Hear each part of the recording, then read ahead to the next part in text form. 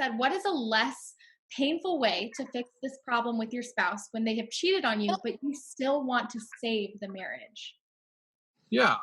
So uh, there isn't a not painful way to deal with betrayal, Mhm. right? It's like asking about how do I recover from being run over by a Mack truck in a way that's not painful? Mm, not really possible. That inherent within the trauma of being run over by a Mack truck is everything hurts. And it's the rehabilitation process of learning to walk and learning to kind of uh, do life again is a painful process. And so have to accept that there's just a grief. This is hard and it's going to be hard. It's hard because it's hard and there's no way around it. And then begin to think about what is it that I need in order to get through a hard process. And you're not going to get through it in a healthy way in isolation because as humans, we don't get through anything in a healthy way in isolation. God didn't design us to get through things in isolation. He designed us to celebrate life together in community and to work through and get through the struggles and hardships and pains of life together in community.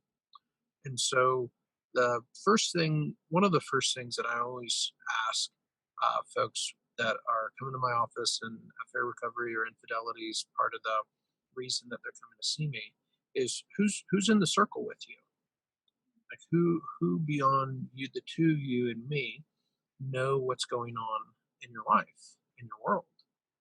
And what I'm assessing is your support. Do you have the relationships? Have you allowed in your life the relationships that can provide the support that you're going to need to get through this?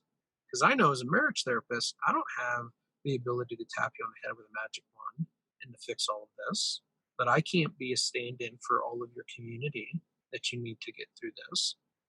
That I can play my role as a guide through this process, knowing how couples are able to heal and recover from these things. But you're going to need resources outside of the therapy relationship in order to get this. So, figure out who you got in your circle, who can be in your corner, who can be an encouragement to you, both to help you stand up to the things that you see to need to say no about, to comfort your heart and help you grieve, to give you a place to process through the intense emotions that are a part of affair recovery, which then gives you the support you need to engage the relationship that you need to. The other piece that you need to recognize is you don't have the power to recover your marriage. Mm. Like that's not in the scope of something that you have the ability to do because it requires more than just you. And the marriage is a relationship between you and your spouse. And you can't make your spouse's choices for them.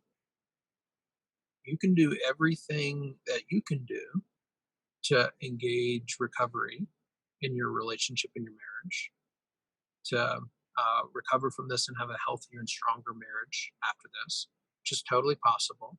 That's the norm for couples that walk through a recovery process. The marriage on the other side of it is better than it was beforehand, has scars, has wounds that are part of that trauma, but that the marriage itself, when a couple commits to recovery, um, one cases that I have worked with is stronger on the other side than it was prior to the the infidelity or prior to recovery.